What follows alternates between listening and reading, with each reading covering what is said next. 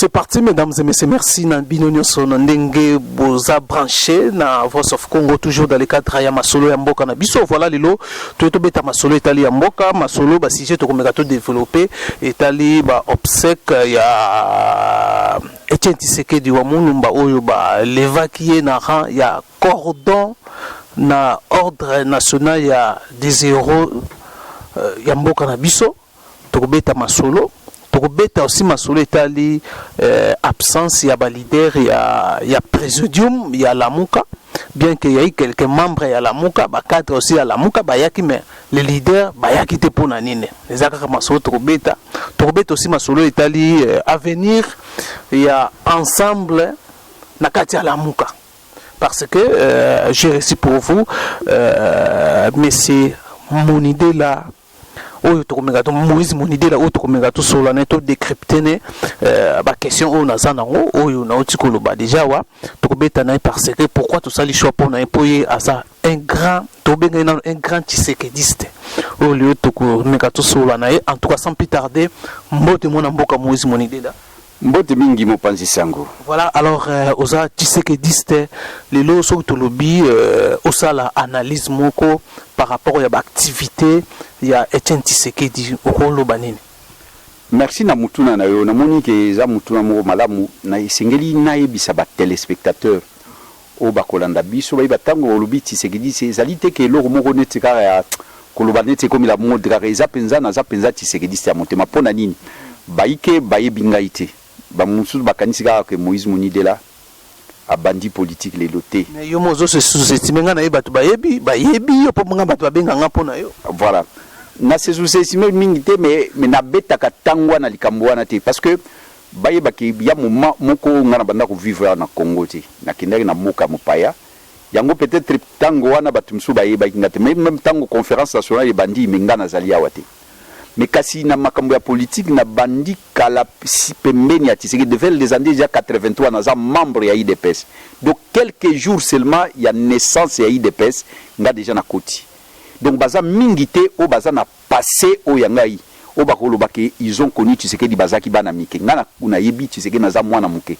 Donc na utu ko sisa adolescence nanga na komi pe à peu près 18 ans écoute ko kokaka déjà na koti IDPS na kutani na mutu lokola Tshisekedi. Donc ce que na lobi boye izalité que pour le fait de la mode ou pour kakana pour faire bien que na lobi na za Tshisekedi non les lots Tshisekedi a kufi a kopesa ngani azaki vivant abanda kopesa batu mbongo te biso tolanda Tshisekedi donc à convaincre biso donc c'est-à-dire au pesa aller ici biso maloba à convaincre biso na maloba idéologie pesa côté à convaincre biso na idéologie donc toza bato yo te ke ba convaincre biso na mbongo beni donc c'est une précision de taille parce que tant que lo Tshisekedi je le suis et je me réclame Tshisekediste parce que aussi na kati oto nazozong sloma loba parce que tout moni ba leader rebelle ya la politique ya mboka na biso bazo ganga nga za grand Tshisekediste msusu ba vandi kaka 6 mois 3 mois na Tshisekediste inane na Tshisekedi agangi Tshisekediste. Oui ezali mais batu msusu pe ba ko kamobi ndenge ni siko yo na obina Tshisekediste mais lelo tozali na mwana mboka Moïse Katumbi na ensemble. Et c'est ngili baye ba lelo Moïse Monide la komi na parti na ye o ba bengi yango konade siko to salaki coalition électorale pour to kende na ba élection to salaki élection wana to kendaki na Genève bango moko ka ba leader bengi ba leader na biso Jean-Pierre Mbemba, Moïse Katumbi, Félix Tshisekedi, Vital Kamerhe, Muzito na Matungulu balobi to ko pona mutu moko ako représenter opposition. Bakendekuna baponi Martin Fayulu. Voilà comment est-ce que ngai ou liena soutenir ndeko na ngai Félix Tshisekedi, je soutenu Martin Fayulu na ba élection parce que ezalaki bango moko bayokana bongo. Donc il faut pas battre bakamo et Moïse Katumbi comme je le dis par rapport à makambo a sali na Katanga na musala na ye tout le monde a dit que akokwaki kozala candidat na biso na élection peut-être mais tango ba boyiye na Kabila na motema na ye mabe yango tokei Genève tout sali vote ya Fayulu. Donc c'est une précision importante mais sur le plan idéologique je suis Tshisekediste et je me réclame étant un héritier incontesté et incontestable. C'est-à-dire mutu ya kotia tembe azali te soko ti tembe po yebinga ite yebi pe histoire ya IDPS te fanda na kwena yo mais soko tuni batu o bayibi histoire ya IDPS batu lokola Bruno Tshibala azali vivant batu lokola Omer Kamba azali vivant lokola Gilbert Kakonde aza vivant Mathieu Moulaja aza vivant Pasteur Mutombo aza vivant Bakapita Chabani Pasteur Mutombo pour l'église ya Aseka non pas wana te azali député élu donc bato ba témoignage na pesi tozaki bana mike biso tozaki bana mike do bazali vivant oyo bako témoigner makambo na zolo ba yo ye na 1990 kutu 2000 au côté na IDPS oyebi parce que tango biso to côté na IDPS ezalaki dans la clandestinité c'est-à-dire que ezalaki na tango ko soko lobika likambo ya IDPS bakati yo mutu voilà impère zongala donc bamoni kutu koloba ngoli obanana koloba ngondeni mais biso to koloba ngo awa to kangama pe awa donc ezali te que blague ba to mona niti blague tango zoloba je suis l'héritier incontestable de l'IDP à Tshisekedi et je vais continuer. Félix Azandeko, le président actuel, Azandeko, idéologiquement, il y a à cause de l'héritier. Il est déjà un héritier biologique, peu politique. Mais il y a un parce que Nazali la légitimité historique et politique. Il y a un lobby, bango, ba immeuble, ce qui vient à immeuble.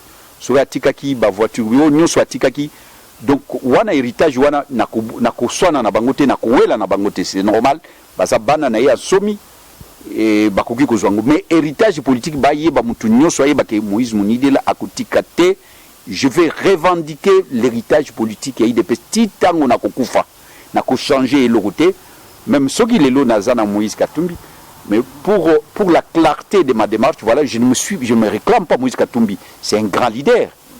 Il a beaucoup d'argent, comme Ndenge Batubalo Batanga. Il a beaucoup d'argent, mais je ne suis jamais réclamé Katumbiste. D'ailleurs, ce qu'on a lobby en Koseka. Pour ayebi que Moutouana Zali, Tshisekedi ayebi. Donc, les alités que l'on a bomba ou bien non. Mais, pour soutenir, parce que j'ai déjà, Tebaki Kavier au Moni, et banaki via comment qui vraiment na santé to ibaki en tout cas sur tali bien to banda ko baté pour na les balobaka pour la okoluba makambo boité par pudeur ko baté que mutu okufa mutu maladité mais est-il que par rapport à Javier to banando yango so déjà parti nanga et c'est l'évacuer option na ko soutenir Moïse Katumbi na ba élection présidentielle c'est les partis et d'ailleurs pour la petite histoire, pour la clarté, ils ont le choix du parti. La réunion extraordinaire, il parti Bobi président, il faut se présenter. Aux la candidat, non. La candidature, pourquoi non, Nazali, moralement, physiquement, financièrement, je ne suis pas préparé. Parce que poste toi président, il ne faut pas battre Babouzouango et commis et quoi donc le coup la rare non donc Charles c'est le repamba non poste à président ils allaient poster à Kosaranangote. Il faut mutua se préparer moralement, spirituellement, financièrement, politiquement. Pour na poste wana yango au cours de cette réunion j'ai dit moi je ne serai pas candidat président de la République. Et pourtant ba membre à partir de Obi non. Alors ba Obi non, si vous soutenir nani. Et au cours de cette réunion extraordinaire assemblée, il y a parti qui on a élargi le bureau politique, élargi à toutes les instances du parti qui étaient représentées. Batobi, il faut topona tout y a qui le nom procès verbaux ezali yango Batobi tout y baponi Moïse et j'étais la seule personne qui a voté Tshisekedi et tous les membres du parti ont porté leur choix sur Moïse Katumbi comme candidat à Konadé na ba élection donc voilà alors quels sont les critères qui wana pour la majorité ya Konad va voter pour Moïse Katumbi. Non, critère tout qui que oui mais Tshisekedi c'est monene mais les alliés démocrates na kati ya parti aux alliés un parti qui se veut démocratique au koko imposer point de vue na ote baobi non il y a la question au vote. Et les gens ont proposé Vital Kamerhe, Tshisekedi, Moïse Katumbi, je ne sais pas qui, Oyo, Bayobidon, Batoyo, tout voté, Nani Akozala, candidat d'Abisso, le Kola, Yo, Boy Kozala, candidat président de la République. Donc, Bisso, il faut quand même, un parti politique. Comment tu gros zanga na élection à Boye, Tozanga candidat. Voilà comment. qui collaborateur nanga mais Joseph est-ce que question ya lelo de tout sangania wa pona candidat na biso na élection président lokola batu balingi yango ba imposer yango okobo yango to be bon OK si l'année ainsi tokene na ba vote batu baponi Moïse Katumbi comme candidat na biso na ba élection nga en tant que démocrate na quoi ko boya te mais na ba candidat ba teki moi je voté Tshisekedi c'est la seule personne et Vital Kamerhe n'avait pas de voix moko ezaki ya ngai pona pouraki Tshisekedi donc c'est pour dire que batu basa la confusion te Tshisekediste mais le ndenge nini Katumbi na Katumbi parce que le choix ya parti pona ba élection ezalaki Katumbi voilà. Voilà, alors, pour répondre à combat de Tshisekedi, bio analysant est-ce que, pardon, Tshisekedi a mérité que Azo Abobsek na jar na automona qui mekoloto le cas. Obi que question ana na kolo bakezali nege balobaka no boto ça va de soi. Tshisekedi est dans le cœur des Congolais. Tshisekedi a tondi na mitema ya ba Congolais. Avant tondi sa stade na bomoi donc atondaki déjà ba Congolais ba tondi sa ki batia qui est sans argent sans forcer bango bandima ki Tshisekedi poète ba les Congolais ont identifié Tshisekedi comme étant un leader comme étant un professeur comme étant muto azo bunda pona pasi na bango po muto oyo azo linga mbongo na ekota na kati ya mbongo ekota pe na sani ya ba Congolais parce que ba sani umuni ba Congolais mususu akolia kaka matembele pas parce que alinga ka matembele ko langa alinga matembele alinga ndunda mais donc ezali batu bazaki bazana choité il faut kaka alia matembele donc Tshisekedi alinga ki a combat na pour apporter changement qualitatif dans la vie des gens donc ba Congolais ba identifier qui est le collab ndenge na zuti koloba alors bokoki kosala nyonso malgré Mobutu na manduki na ye na mbongo na ye akokaki kolongola Tshisekedi na mitema ya ba Congolais te Kabila père ya ye ndenge mo Kabila fils ya ye ndenge moko donc Tshisekedi azali na kati ya donc lokola aza na kati ya mitema ba Congolais c'est tout à fait normal que azwa obstacle ya lolenge wana déjà ce n'est pas n'importe quel premier ministre c'est un premier ministre oyo ba Congolais balingaki mais batika qui est tant à sala musalate et nyonso wana na ba pasio ya monya nyoko mi pona Congolais a identifié que déjà le kola héros il était déjà héros de son vivant avant sa mort voilà on comprend yango donc oyo ko salema ezali ce n'est qu'une simple formalité tu sais que c'est un héros il y a solo ongana lobi yebi batu lokola biso so to lobi ezali na crédibilité pourquoi. Parce que je viens de vous dire que j'ai rencontré ce monsieur en 1983. J'étais trop jeune. Après ça, mais c'est différent dans mon tout temps. A commis premier ministre, tu sais, a commis Naoura, il faut là ta mounier repose à la élu, il faut là ta mpo batubaï, ngaïeza bongote.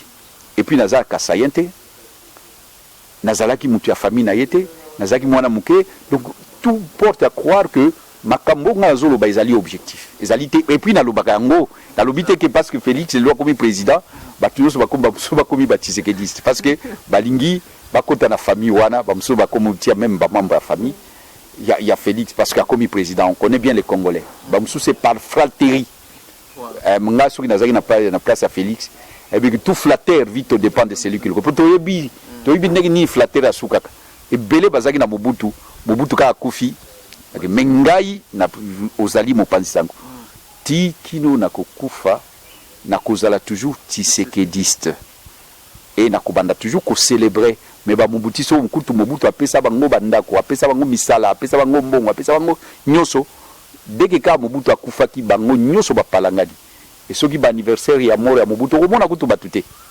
donc Tshisekedi nous tout lundi Tshisekedi parce que Allah qui sait qui choix mususu il nous a montré notre choix ezalagité zaka papa bo moko maman bo moko ekolo bo moko Tshisekedi est venu nous a dit non parti bo moko Tshisekedi bino parti ko zala moko te s'il y aura un seul président mais pas parti il faut les belé et là il nous a moi lorsque je raconte il me dit que mboka oyo avenir na ngweza na maboko na bino bilenge ah bon à partir wana na kotisa yango na komi o seko na komi nzambe me Tshisekedi ayebsinga obi il faut boyer ba histoire ya mboka na bino parce que ngana tuna ki mutuna balobi yo mutu salaki manifeste de l'encelé au salaki constitution en 1967 oyo est consacré monopartisme donc dictature ya Mobutu asili ke lobi non il faut boyer ba histoire ya mboka na bino kende ko somba constitution wana ezali na greffe na kembala liboso na yoka mo greffe na keko somba constitution wana na yenango to fouiller article 4 de la constitution prévoyait le bipartisme donc musala papa wana asali ezali musala et lokolo ya professeur parce que kala batu babanda ko lobela démocratie mais ye abanda ko professer les loba Tshisekedi bakomi ebele mutuno zo comme loba akomo loba démocratie état de droit. Je ne vais pas parler de biloko nete ba cravate banine. C'est peut-être un détail mais un détail important. Ntango wana suku lati cravate ba kana cravate wana nde ba diembe kiyo. Omendi lingala wana bi ba diembe donc ba étrangler yo ba pendre na kana cravate na ba ku bembe da batu ba kufa pona likambo na pona kolata cravate. Lelo mutu so monika cravate lata non. Soki na histoire batu ba kufa soki na poto batu ba kufa pona kolata cravate soki na Sénégal batu ba kufa mais na Congo porter la cravate c'était interdit, c'était même un sacrilège. Soki lati cravate c'est-à-dire ozali munguna. Olingi kotia mubulu na mboka. Tu vois un peu Tshisekedi obi mais quoi? Kolata cravate za kotia mubulu mutu aza libre ala telambo. Donc ozomona ke bitumbana to bandi nango musika. Alors ngai ulie na lela Tshisekedi na kokaki kolela Tshisekedi na lingi kolela Tshisekedi il faut tokumisa kolonzambe na ndenge ye Tshisekedi aye kokokisa mube kokokisa mission oyo nzambe atinda ye na se awa ya mokili.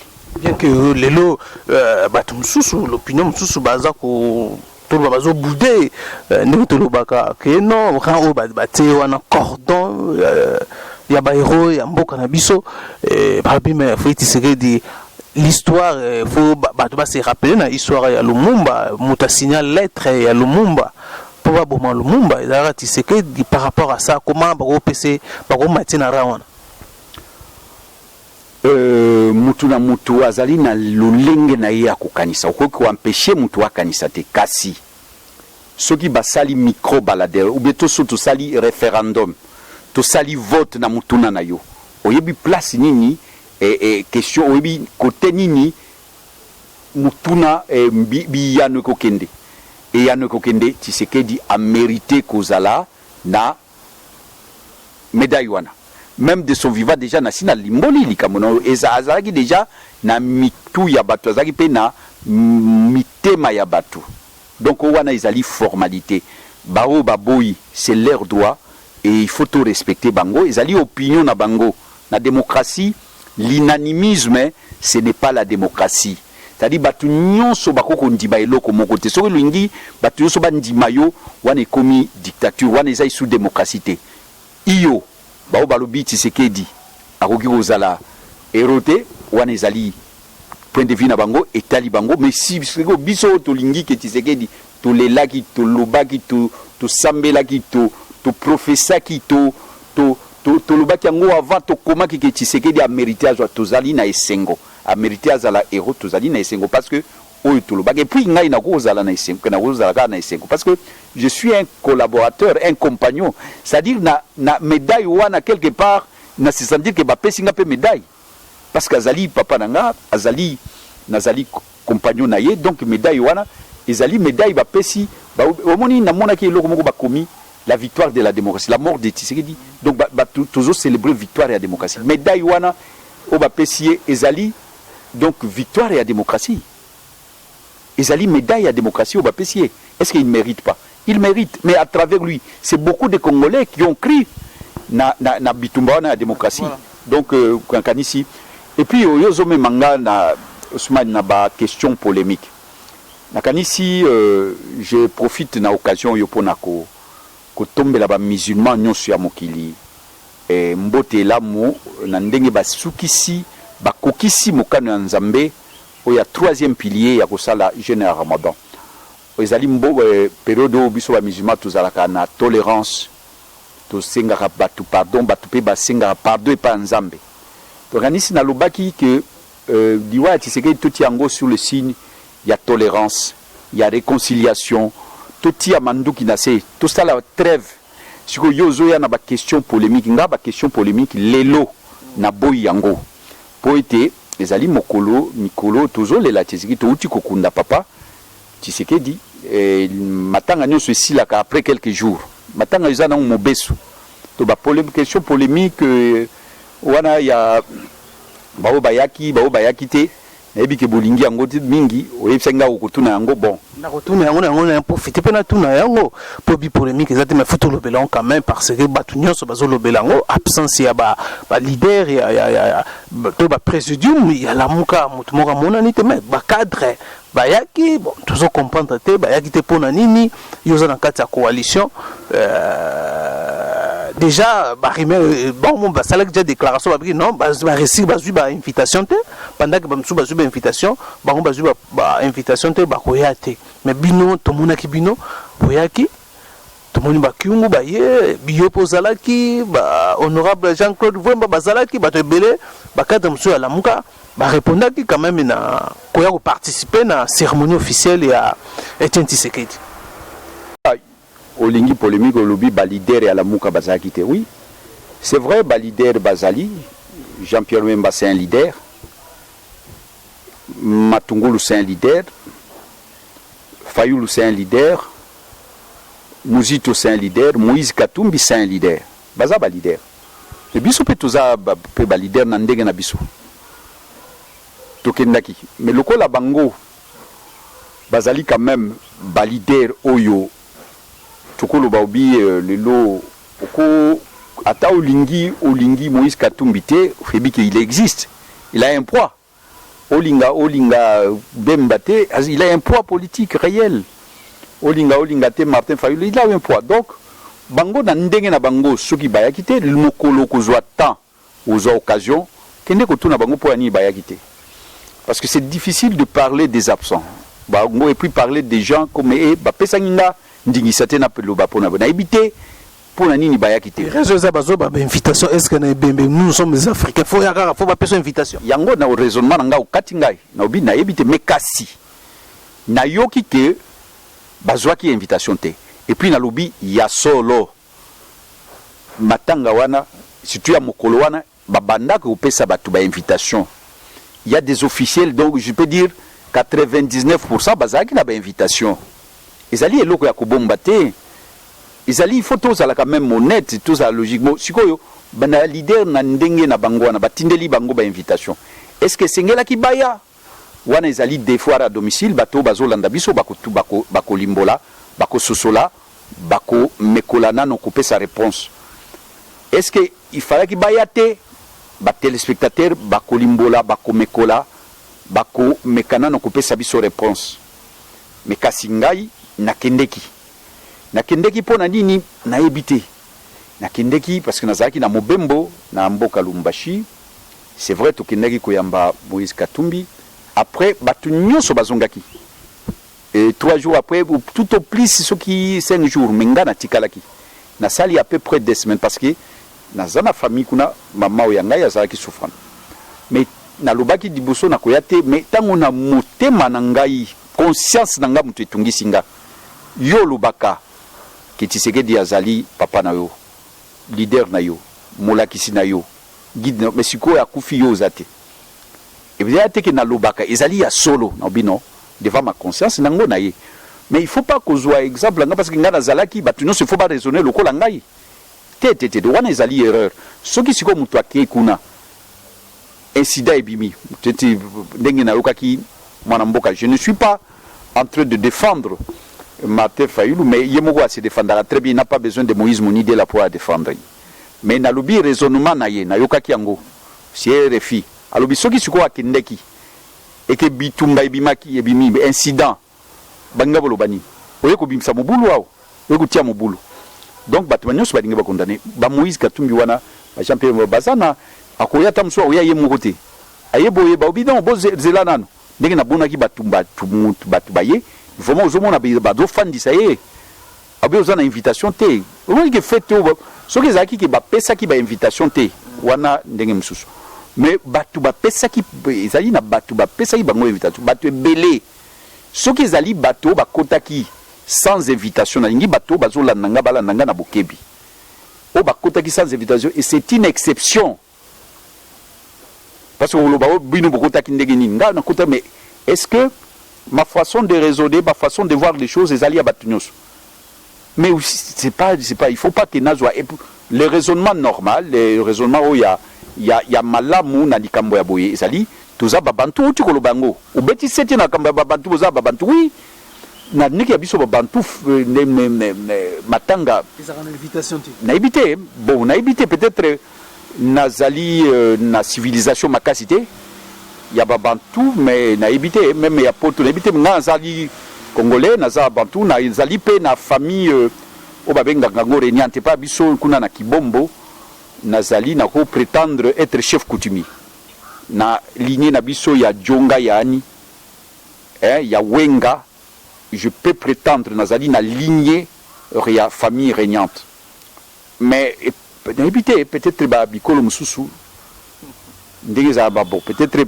biso na culture ya bao ba na mongo je ne sais pas donc nazo mito peut-être ngande naza na kati ya kozanga koyeba de que soki naza na kozanga koyeba batu balimbisanga sina uti koloba tuza sanza Ramadan biso to senga bolimbisi peut-être nga mutu na éviter mais na intimité que fait na matanga vraiment il faut ozala na invitation yango batu mususu tango bayoki boye peut-être ils se sont sentis lésés parce que bazwa ki pe invitation te so bazwa ki invitation ata izama ba pesi ba ngaba ya peut-être yango moni que tango azolo ba peut-être c'est parce que je ne peux pas dire dans l'absolu parce que na yebité ba raison oyo ba yakite mais mutu lokola Moïse Katumbi nenga na yebi alobaki alingaka pe papa Tshisekedi pe lui a rendu la politesse ou alors l'ascenseur parce que na meeting munene ya kafu seulement que na nani alobaki kombo ya Moïse Katumbi na Lubumbashi nga nazaki na compagnie que Etienne Tshisekedi na Lubumbashi na ba campagne électorale ya 2011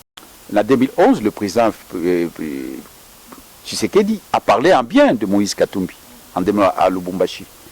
Donc c'est pour dire que je ne vois pas tel que Penaebi Moïse Katumbi na motema naye azalaka nango ya boboto bondeko mutu no sayebi yango azalaka mutu moko a partager ka ba malheur ya batu. Je ne vois pas comment il ne pouvait pas être na matanga ya papa Tshisekedi. Je ne sais pas et je trouve que il y a des raisons objectives. Ça peut être cette raison. Moi je ne veux pas ici affirmer parce que il ne m'a pas délégué pour affirmer. Je ne vais pas affirmer pour Jean-Pierre Mbemba, il ne m'a pas délégué, et même pour Mousito, pour Martin Fayoulou, parce que Baza n'a pas porte-parole attitré. Oyo, bakoye, bisa bakoya kolimbola. Yo peuza mupanzi sango, okokende kutuna bango, mais kasi namoni, di kambwana menge yango ngai na lingi to glosser là-dessus te matanga eleki malamu, na ndenge na monaki, eleki malamu. Donc le plus important est que tokundi papa Tshisekedi que son âme repose en paix mais di kambo invitation wana eza solo batum susu ba boudagité ba se poser des questions est-ce qu'il faut aller quand on n'a pas une invitation c'est une question normale et que mutuso à moins que mutu azala fanatique et là tuzali na domaine ya fanatisme ya wenge musique maison mère na maison na wenge musique BCBGT si nous sommes pas na domaine ya sport biso batu avec club tondimaka batu daring te et batu daring pe bandima biso te biso batu avec club to monaka avec club ne le couple la plus grande de Mazembe même soki azui ba coupe ndenge nini biso batu avec club tondimaka yete yepe Mazembe andimaka biso to wana eza domaine ya fanatisme siko tolongwa domaine ya fanatisme Tshisekedi eza mutu munene asangisaki batu Tshisekedi incarner le Congo représenter le Congo et totika ba fanatisme likambo esalema ki wana ya ba invitation ezali namoni na sepeli na ngote mais kasi je sous-estime ça pour la grandeur ya likambo ya papa Tshisekedi l'essentiel est que tukundaki. Ok. Alors vraiment tozo kita déjà tozo chita alors je te mto beta mouke ma solo ya coalition Lamuka et depuis que même en Europe avant quelques jours il est arrivé à Moïse Katumbi na RD Sazongawa to lande ba discours na ye oyo ezalaki un peu détaché na ba démarche ya bande comme surtout surtout na ndenge bolobaki nde ensemble et pardon Lamuka comme une plateforme politique charte même a violé charte même ya Lamuka na ba propos banda ko tenir même on a RDC na Lubumbashi tenir conférence de presse au lelo aza ko reconnaître quand même Félix Tshisekedi président de la République na otanga na Jeune Afrique aussi où le bazo reconnaître que non Félix Tshisekedi est président, est garant de la nation, est président de la République, demi-président à la raté et azo senga ndeko Martin Fayulu va collaborer parce que baza ba mis à longue date. Alors on a évité Moïse Katumbi, tout le monde a un discours mususu où eza vraiment eza contraire il y a démarche il y a candidat na bino pour porter qui na élection il y a 2018. Na lopoto balobaka les faits sont sacrés, tandis que les commentaires sont libres. Bafé et la kisibiso que Félix Azali, na moya lelo, na minitos na zoloba awa, Ali président de la République. A supposé que nga nanda konanga, na salon nanga, na cuisine nanga, na salle de bain nanga nobi Félix Azali président de la République. Na bimi, ou bien na micro na obi Azali président de la République. Est-ce que dans l'effectivité, Aza présidenté, c'est une question de la singioté que au Limbolaga, la singi bateau, bakolanda. Donc, c'est ça le pragmatisme. C'est ça les réels politiques. Moutoko Lobabi n'a l'ingité Félix Aza la président de la République, n'a l'ingité n'a voté qui Martin Fayoul. Mais tango tozali na une république. République wana ezali na ba institution. Même ceux qui ba institution wana eza bancal. Na yebi yango ezali qui instrumentalise par exemple justice. Mais tout ça là qui révolution te pour to longo là bas institution na te nazali entre guillemets révolutionnaire nalinga qui vraiment l'ordre politique nouveau ezala que Kabila a organisé ba élection te transition sa Kabila to loba kiango on a soutenu mais to zwa kiango te faut on dit mais parce que nga nazaki en première ligne no moment où nazolo ba na yo awa yo sali campagne na mingi oui nazolo ba awa nazali prisonnier parce que nazali nazwa ki de liberté provisoire faut battre ba yeba. Donc c'est-à-dire que Kabila a présidenté. Mais c'est lui qui a organisé les élections. C'est lui qui a nommé la Cour constitutionnelle. C'est lui. Alors, Cour constitutionnelle, et le Félix n'est Azali président. Alors que Ngaï n'a bombi en côté, par rapport à Martin, Naïbi Félix, bien avant que Naïbi Martin, politiquement. C'est ça. Et nous avons travaillé parce que tout ça qui n'a parti mon côté. Martin, tout ça a parti mon côté. Mais je viens de vous démontrer que ceux qui soutenaient qui Martin, ils qui bango, bengi bango ba leader. Hein? Bango di bapti qui Martin. Et ce jour-là, Félix était là. Il avait même pris acte. Il a venu ce matin. Alors baki yango. Donc bandeko, les lots, ceux qui te lobby Félix à la présidence, c'est parce que Cour constitutionnelle est publié malgré tout lobby sur tout vote qui Fayoulou.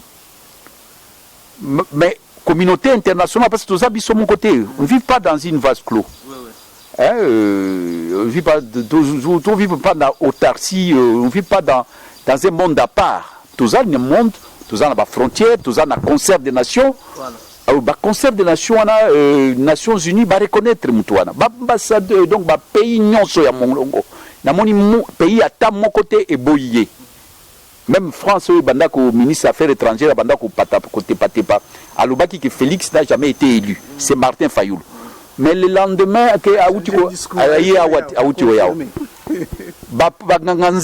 Monseigneur Mosengo, on a beaucoup de considération à Monseigneur Mosengo. Bango Balobi, Félix président. Bobenga président, ils ont le long reconnu, Senko et tout ça. Bon, le long Bobi, Félix a présidenté, oui. Togolo Bango, si c'est pour parler dans sa cuisine, dans sa chambre, oui. On a accompagné Martin dans le meeting, il y a Sainte-Thérèse.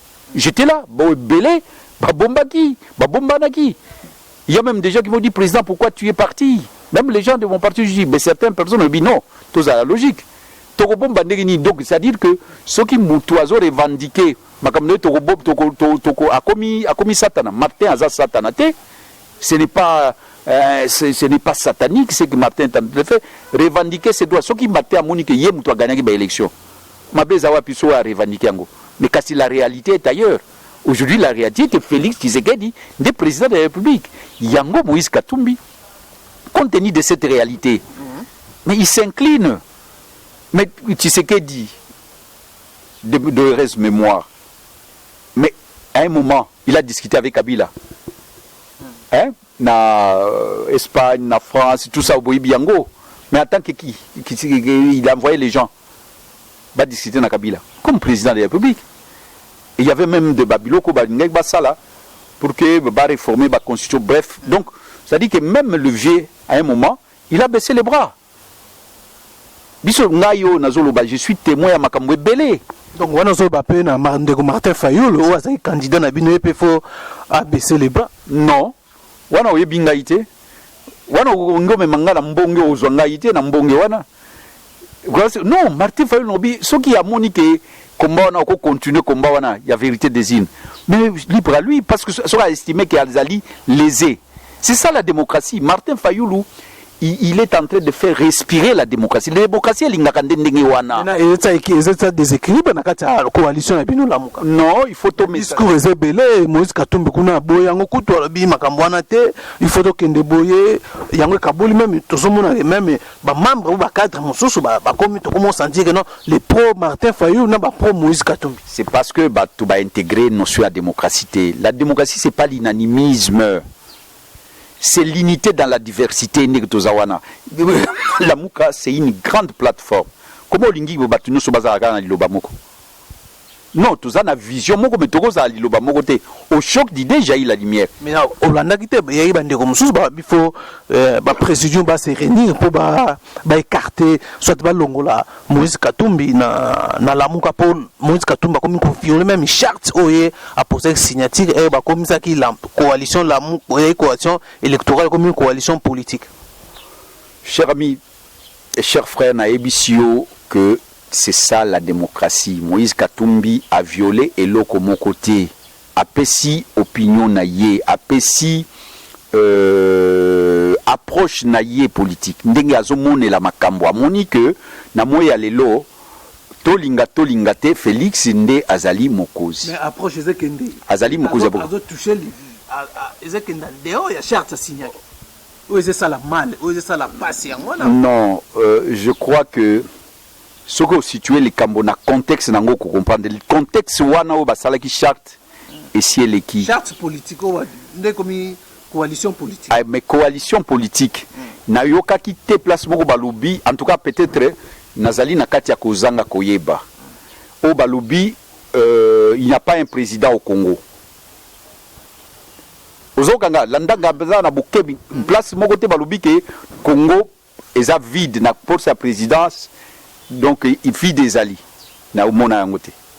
Ce que lundi malobao na luto koloba tsende, ça voudrait dire que ils ont reconnu implicitement, ils ont reconnu Félix. Ils l'ont reconnu. Parce que les reconnaître mais Martin Fayoulou a reconnaître Martin Fayoulou c'est considéré comme président. Et il a le droit à faire ça. Moi je dis Martin c'est aussi un ami, un frère. Un compagnon a yebi que mutan Moïse Moni de la yebi ndenge na lobaka yebi que je suis sincère. Combat ya Martin to oyazo salelo. Beto sala na Martin combat avec le vieux Étienne. Ma bezani ni soki muto a moni que azal lésé. C'est bien Martin oyazo sala. Le lo topé qui sa Martin ko sala combat oté. Lobi combat Martin na zomo c'est comme c'est Kabula bino kata la muka même il y a des porte-parole mususu bazo ko taquer sur Moïse Katumbi. Libanga ezui Tiakou kombe ko sepelate po yo pe ozali kaka ndeke lelo etui Martin Fayoulou lobi kozwa mutu mususu et kaboli bisote et c'est bien la démocratie c'est comme ça la démocratie et ko kola et kozwa santé na mboka na biso batu et sengeli mbatu mususu l'inanimisme c'est la démocratie ko répéter yango parce que la répétition est la mère des sciences o ezo et ko kabola bisote. Attention que Kaboli Biso na esprit a bien, ndenge a bien. Tout ça ba ennemité. Et ko Kabola Biso ce qui to comme robona ba ennemi. Mais ce qui Kaboli Biso ndenge ki ba vision erboko et ki nga na zo banga iloko wana te. Que ba divergence mususu idéologique ou d'approche ou stratégique. Il y a des divergences, ça peut être des divergences stratégiques. Nous sommes soko monyengo donc na démocratie ça m'a bêté. Donc nga lobby que et na lobaki yango avant même Moïse Katumbi aloba na lobaki yango lobi je ne ferai pas une opposition systématique contre Félix ndenge na bando sala yango na bonne raison ya ko sala opposition à le lenge wana. Mais les lots, il faut reconnaître quand même alternance wana salemi au sommet de l'État. Biso nyonso tozali ba acteurs des artisans ya alternance wana. Na Félix na biso nyonso. Félix Akobo ya te que biso to contribuer kango. J'insiste encore une fois de plus. Je suis allé en prison pourquoi? J'ai volé un œuf ou un bœuf. J'ai vu des gens mourir, j'ai porté plainte contre Kabila pourquoi? Parce que na moni batu bakufi ebele les 19. Bakufi pour nani? Pour te dire bango pas de troisième faux penalty. Et tu obtenir un Kabila à se présenter. Ouais, et sengoto. Et ça est sengo. Mais c'est vrai que c'est passé malgré. Bon, est-ce que c'est pour autant de brûler la maison? Pour l'instant. Bon. Ceux qui sont capables, ngana pegisi mutute. Ceux qui sont capables de 2 millions, 3 millions de personnes dans la rue de Kinshasa pour que pour changer l'ordre politique actuel. Ngana oboya ngote mutu so ebiango ngana obomba ngote. J'ai Olobia, jamais qu'on ça la opposition effective systématique pardon na et pas ya Félix Tshisekedi. Ah, omoni mbino ba journaliste nde bozalaka. Bolingaka eloko yo sepeli ngo moni neko zuya ngo soutenir soko ba misi 2000 personnes na lobby boye. Mais je ne serai pas le dialéliste. Peut-être tu vas comprendre ça dit na kubanda te ko lobakaka. Alléluia, amen, amen, Félix et Chilombo. C'est le plus beau, c'est le plus grand. Ne comptez pas sur moi. Ce qui a sali loko ya bien. Na kumisango. Na kukumisango nete akundi papa na ngai yao. Oto na ngai likamuni na sali ya bien. Na uta epsio nete akundi papa na ngai Tshisekedi wa Mulumba. Avec honneur. Ngai mwana na ye ya politiko. Na sepeli na beteli maboko. Na beteli maboko tango azoli kaboye. Tango ba basali ke Tshisekedi akomi héros national.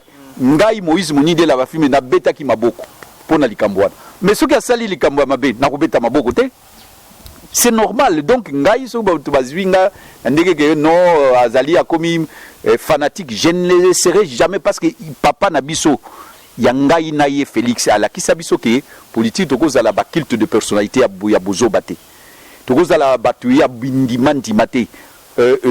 Le premier acte de Tshisekedi, c'est de dire non à Mobutu. C'est l'acte majeur. Non, Mboka eko continue kokende boyete. Yé mutu ala kisibiso koloba non pour l'intérêt général. Et pour l'intérêt général, na koloba soki na moni eloko ya koloba non na Félix na kolobela ye. Oh, ça voudrait dire que soki lelo na kangi monoko nanga, ça voudrait dire bitumba na sali ko nyoko monto nyokwami parce que Félix a commis président. Donc atasoli asali mabe tondimi yango kaka. Mais il ne faut pas compter sur moi. Attends, ceux qui m'ont sali malamu, parce que tout ça, non, ça mais peut-être avec Kabila, je ne regardais même pas. Je me réveille le matin, je dis pourquoi? Parce que ma bé Kabila, ça ma bé mingue, moutou soit assez mais c'est ni kokosa. Hein? Sokoza moutoua, mais c'est ni kokosa. À cause tellement. Attends, sur la lobby vérité, au condiment tout ça, ya kosaka. Avec Kabila, tout comme qui n'a point wana. Tout comme qui n'a point wana. Mais les lots. Félix Yebisanga mabe nini asali na en termes ya violation des droits de l'homme en termes ya nini boko yebisanga o likambo ya Salomon Escadela voilà ngana zonga na question boko likambo ya Salomon pour aboyi ko PC passeport. Bon, moi ici là obi que il peut bénéficier des bénéfices du doute Félix.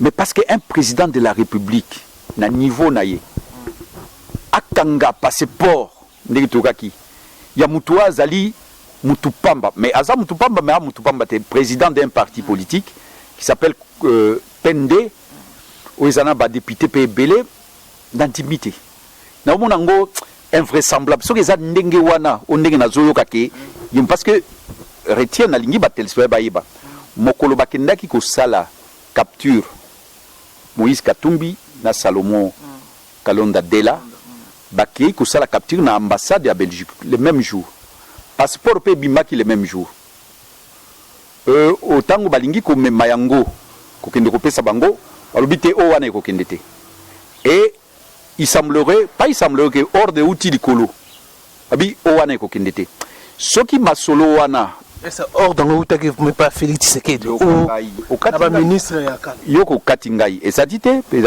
soki ndenge na yoki kezali hors de utaki kuna ils ont malamuté donc c'est à dire que ba même méthode o ya Kabila que quand on veut noyer son chien on l'accuse de rage o azana na nationalité mususu soki belge mais na seki ndenge na umonaka na internet baluti na WhatsApp baluti ke so la koma ki lobi messe eza koseka parce que toyebani eloko batu bawe babosani que toyebani la plupart ya entourage ya président Félix toyebani tozaki na bango bamsusu na Belgique bamsusu na France hein toyebani batu belé baza na ba nationalité toyebani alors wana c'est à dire que ezali makambo bamsusu ba pesa ki pe bango bazaki ni ba passeport bazaki pe côté ya bamsusu bazali na pesa ki bango ba passeport facilement.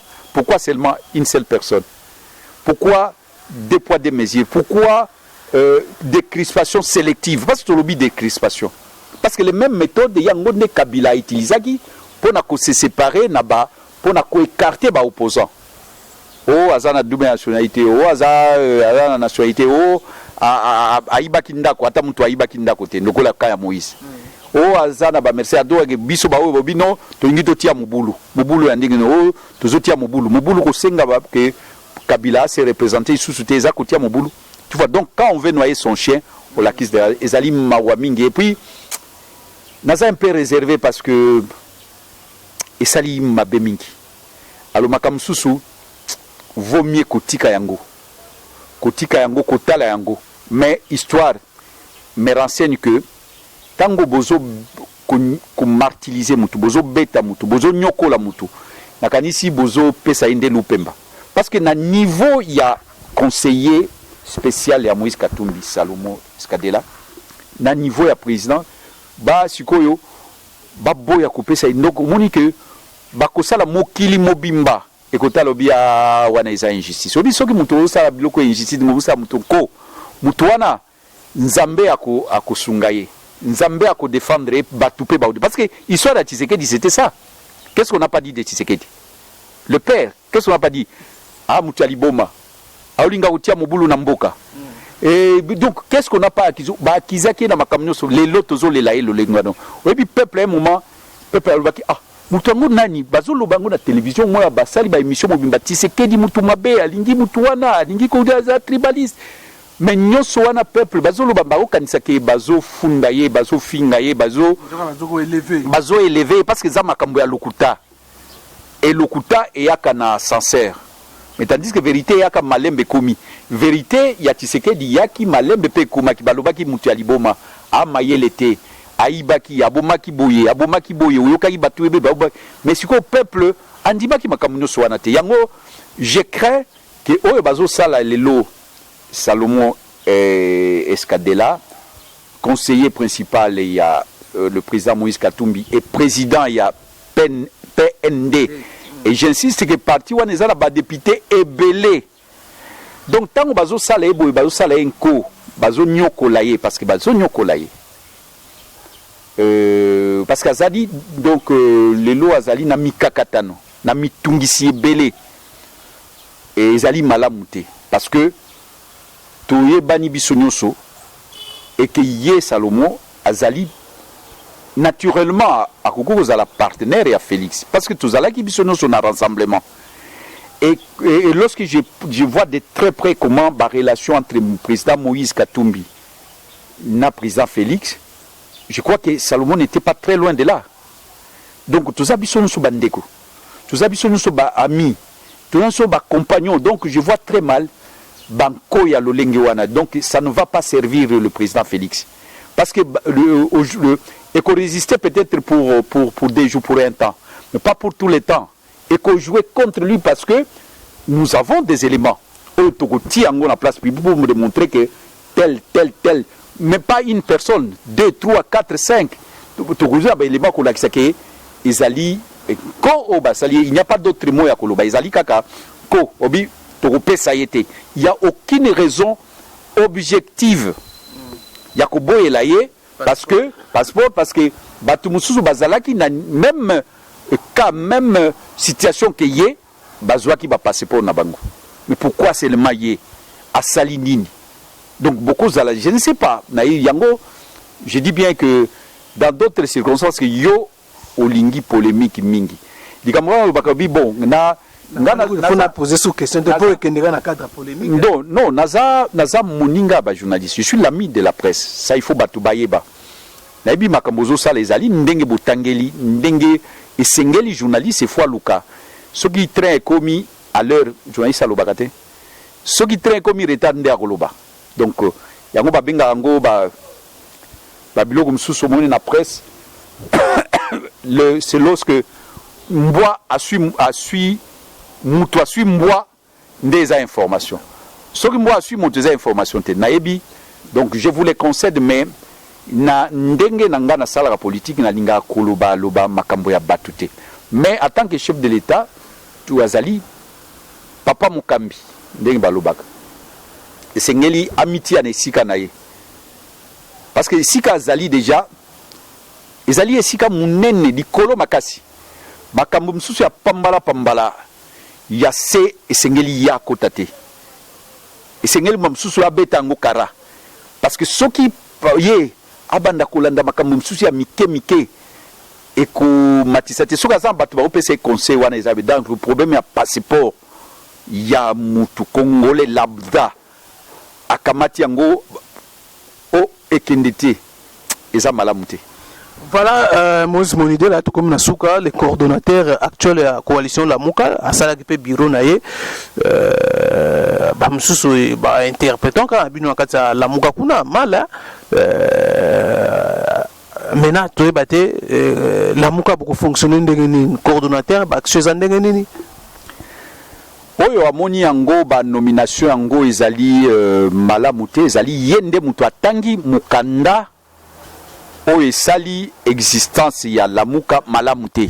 Donc même à porte-parole à Lamuka à l'époque il y a une plateforme électorale bazo comprendre qu'on taquer sur Moïse Katumbi wana j'ai na celle mission bango mo mingi bazo taquer yebisa bango baza bandeko et je les salue là où ils sont, mais je les recommande na kosenga bango batanga charte et lobby boye na beaucoup c'est oyo akozala coordonnateur ye mutu akosala équipe na ye équipe ya ye il y a 3 mois wana ezatiki akoconsulter akosala équipe na ye o musu tango akei pe na bato na ye oyo akoya asali ya ye mo ndenge fonctionnement basali pe nga na trouver je trouve ça normal et correct.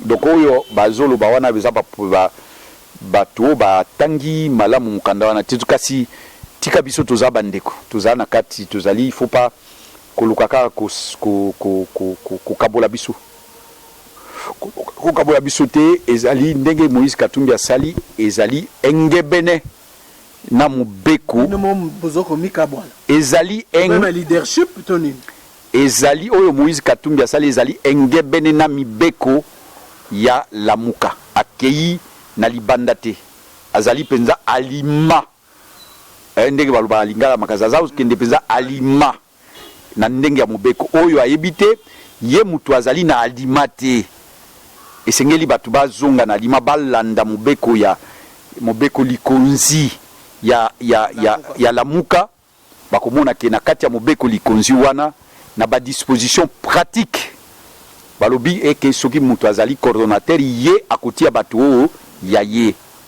Voilà, mesdames et messieurs, nous sommes à la fin. Merci Nayo, merci na président de Lelo Akorda qui sont encore interview émission Lelo tout sur la Nayo pour ça fait savez moi belle mais na ngai pe na pesi na tonjo botondi na profiter na micro Nayo pour na kopesa mbote ya lukumu na ba musulmans à travers le monde parce que Lelo ezali mokolo ba musulmans bakati ba clôturer na na exigence au bazala ki na ngoya nzambe pona kokanga carême du lever au coucher du soleil babanda kolia te ke ezali période moko munene ezali ya mawate ezali ki ya esengo pour tout sali yango pona nzambe ezali na beteli bango maboko et puis na sengi na nzambe andimela bango prière na bango ezalaka mpona bamusulman te na bandeko na biso nyonso ya katoliko ya kimbangiste ya nzambe malamu batu nyonso nzambe apesa bango kimia